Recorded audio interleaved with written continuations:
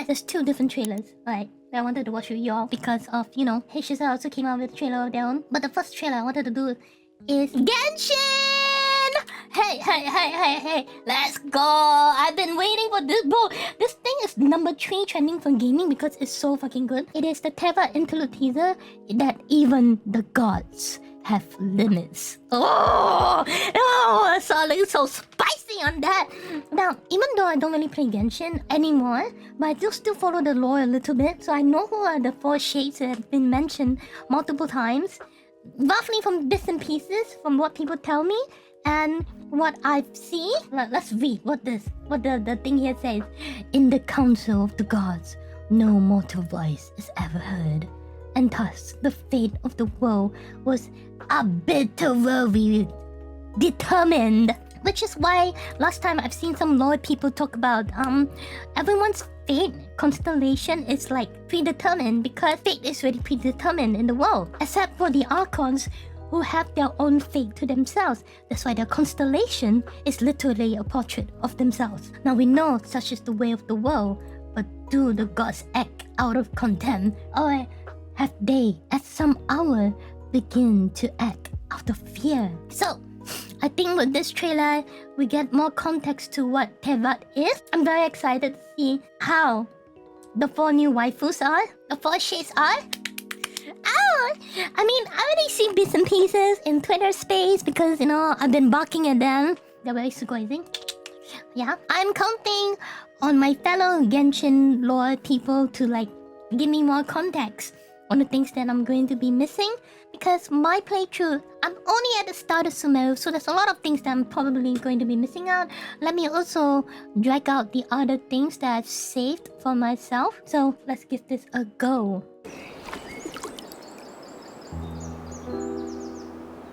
Oh man, the art style. Sometimes it's so different. I like this. It's so different from the usual Genshin trailers, you know?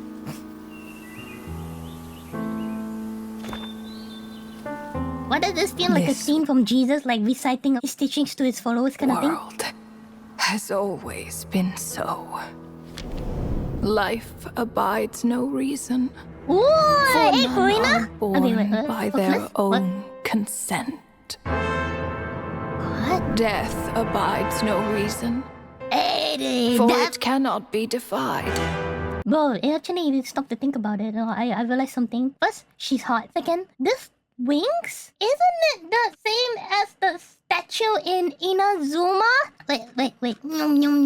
This? No, last time when I played through my Inazuma campaign, I realized, I thought, what the heck is this? Is this like her sister or something? You know, Raiden's, the previous predecessor. So apparently it's not. It's dedicated to her. Hey, looks like we have to go back to Inazuma because she got some explanation to do. Even by those who see it coming, time abides no reason.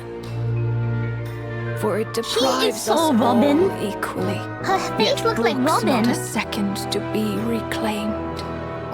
Space abides no reason. So she is one of the 4 shades. Wow. The lady at the start. Is she okay? What the fuck? The ruler of space stopped the golden-haired twin travelers. Oh, and yeah, mercilessly tore them apart. Is she? Oh, my travelers! Holy fuck! Why? Oh. What the? What? Bro, she just... Oh god, what the... Fuck? Eh? What? He just got vapor... Oh, the fuck?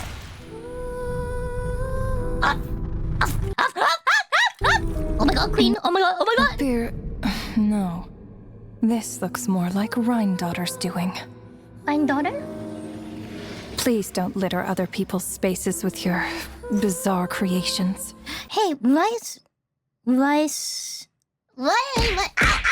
Ryan daughter? Ooh, wait, I feel like I should know that name, Ryan daughter. Isn't it Alberto's creator? Ish?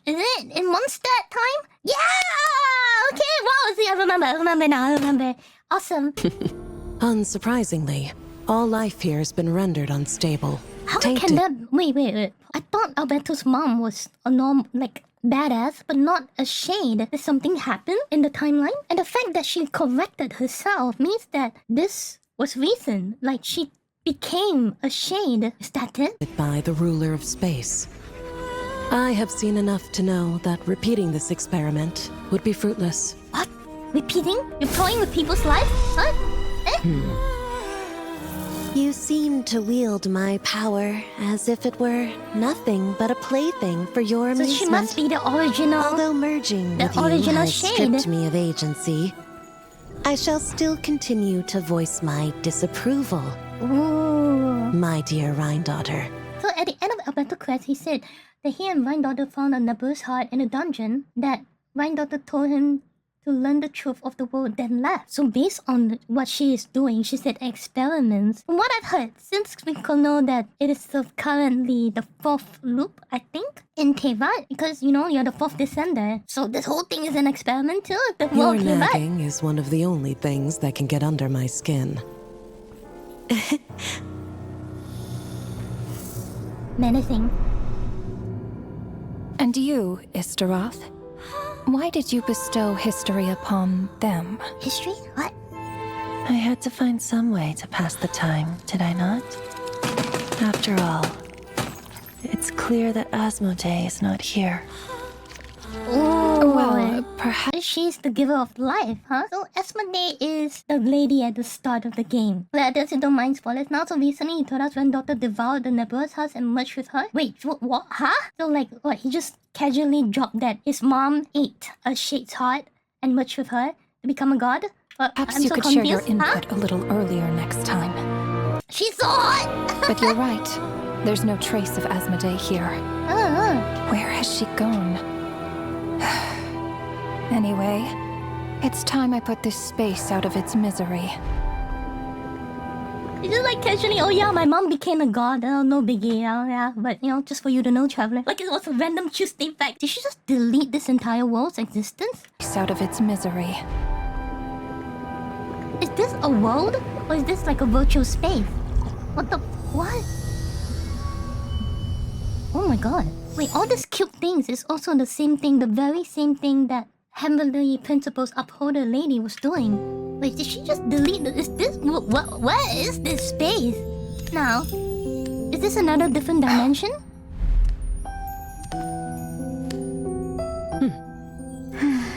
These meetings are just a formality. Oh my god, the way she pulls back Does her it hair really so matter hot. that only 3 of us are here? Robin? I, for one, think that we should find her. Since the Heavenly Principles cast us as shades, not one of us has ever missed a meeting. Despite them being actually gods, she creates worlds in those cubes. They're still one rank below the Heavenly Principles. How strong is this being? What if she just switched sides? Ayo, what? Finding her would do more harm than good. Huh? Now there's an interesting idea. Better than being devoured. Huh? Devoured by what, Just huh? switched sides. Wait, interesting idea, better than being devoured. You mean there's something out there that they are wary of that can devour a shade? Huh? You make it sound like such a trivial affair. We are shades, shadows of the Heavenly Principles. It's unthinkable. Unless That afraid of the space? Well, no way, right? she loves her new master more than her own self. Did they just confirm that Paimon is... It is Paimon. So from the very start, I kept saying that Paimon is our little mascot. Or the new master we don't know about. No, I think it's us. I mean, look at this. Space. This very thing, isn't it on Paimon, literally? Paimon has all parts of the shade, so... Wait, really? She's a new creation made of the Heavenly Principles? Nah, that's no... Wait, she has this thing. Then she has this thing too, which is the space. So you're saying she's not just a subconscious part of the sleeping Heavenly Principles. It would make more bigger impact if Paimon was part of the Heavenly Principles rather than a shade of the Heavenly Principles. But I feel like the term of she loves her master more than herself would be a shade. I don't think she's Asmodee, but it's still possible. I think she's Asmodee. It would make more sense, yeah. But if she is like secretly even more powerful, then you have a bigger impact. A literal impact. You know what I mean? Hey, see what I did there, huh? Unless she loves her new master more than her own self. Oh boy. Ronova, do you know that you're being watched? She doesn't have all of her own memories and power, yeah, because she must be doing something to maybe defy the heavenly principles. How is she still creating spaces? That part I don't understand. She's been MIA ever since on the journey with us. By whom? Whose gaze could pierce this far? Yo, is that actually a sea of galaxies? Wait.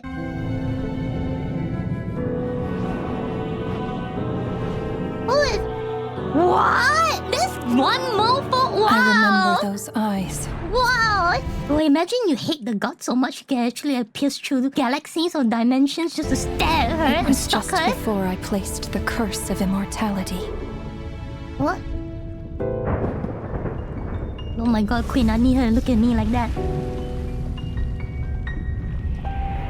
He just kept staring at her! Oh my god! Don't you think she's rather nice? You disrespectfully stare at her, and then she grants you immortality. Bro, that's a reward, man. It's not like I want you to stare at me or anything, baka.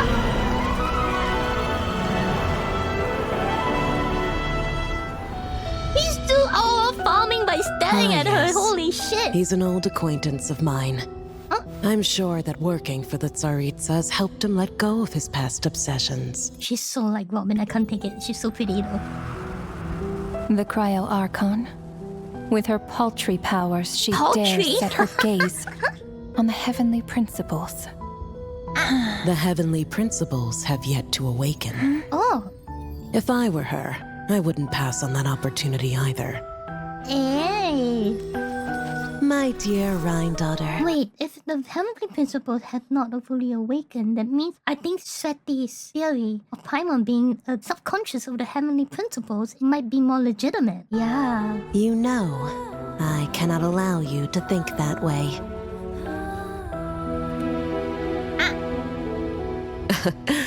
It was purely hypothetical, Nibirius. For lack of a direct order, I say it's time we intervened. Oh shit, what? Of course, to the extent permitted by the rules. What, they want to come down now? You know, watching this trailer makes me realize the power scalings of all the characters is so different now. Like, you're a nobody traveler. Then we met the archons and we thought, oh, the archons are the primal beings of power. They are the one that gives our visions and stuff like that. Then after that we learned, no, it's not. This came from Celestia. And then after that we learned that the dragons, someone told me, so winter are like archon level or some shit. And then now we have the shades and now we have skirt. And then so many new things are coming into play. I can't keep up.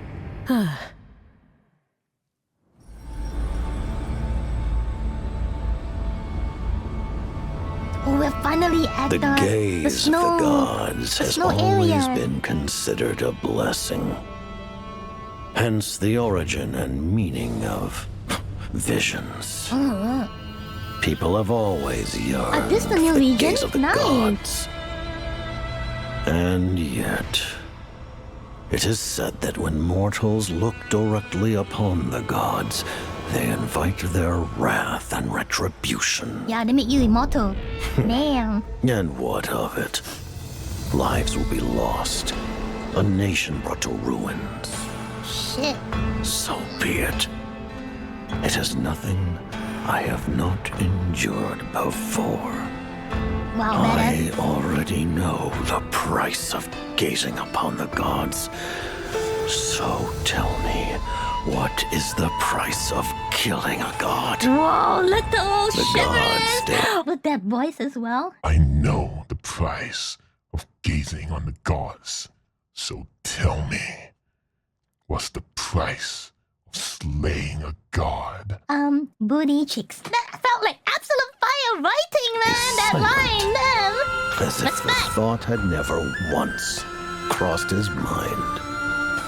To all those who dare not look up to the heavens, Her Majesty the Tsaritsa says this. Oh, we're finally getting to Behold. Celestia, man.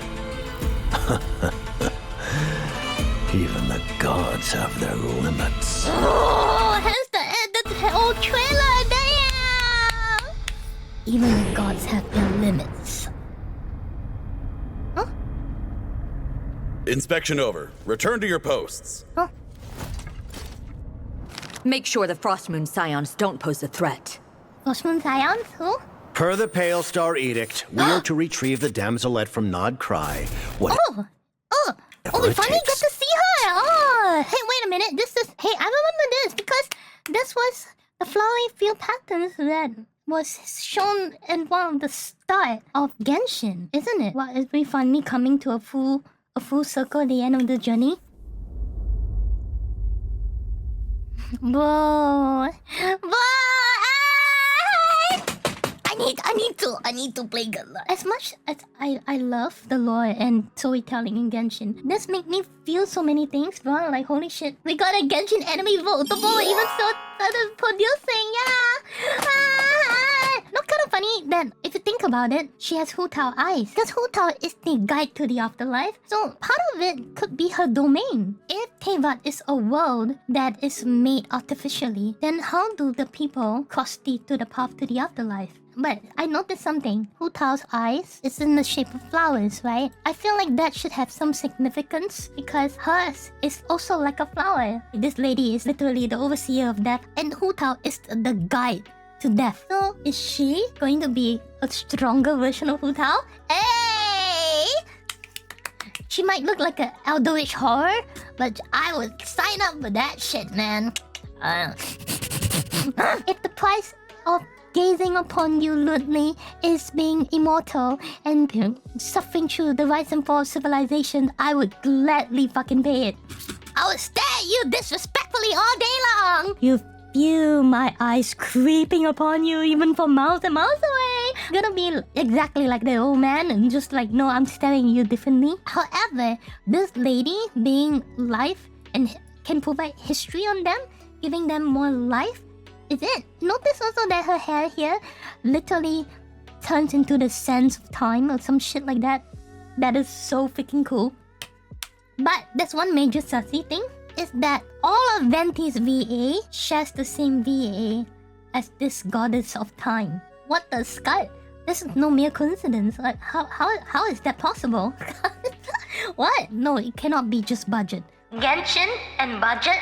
Really? The only budget they have is in-house development team. Budget is not an issue. This is peanuts, man. It's like saying the Genshin budget versus the budget for VA. No? It wouldn't make sense for all the VAs to be same.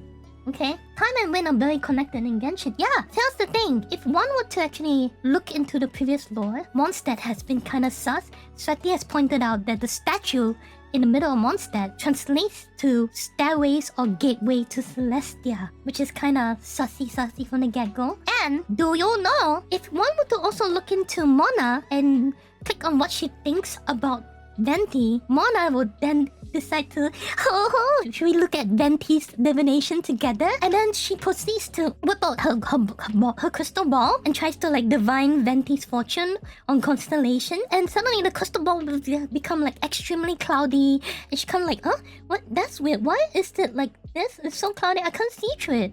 And then she glimpsed something, but before she could even like make sense of what is in that crystal ball, suddenly the wind around her started to blow everything apart. Her clothing coming out. Her head flies away, and she starts screaming like, Yamete! And had to like cover her embarrassing parts because she was like, she was literally tortured. Her clothing was flying all over the place. Her boobs and down there was being exposed. She had to cover it up. Yamete!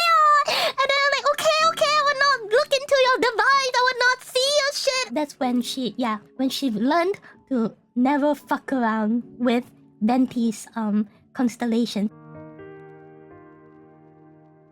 Ta-da! Hello, Yui here. Thank you for enjoying my stuffies. If this video has brightened up your day or put a smile on your face, do consider to do the logarithm stuffies. That means liking, subscribing, and commenting in this YouTube video. If you wish to show me more love, do check out my Patreon. Every single support in there goes to making more content in this channel and paying my editor, Zaki, who's definitely not living in my basement. In turn, you'll get early previews, behind the scenes stuffies, but most importantly, cosplay culture, which I know a lot of you are into. I also stream Mondays to Thursdays in Twitch, 11 PM EDT, so come over and check me out sometime.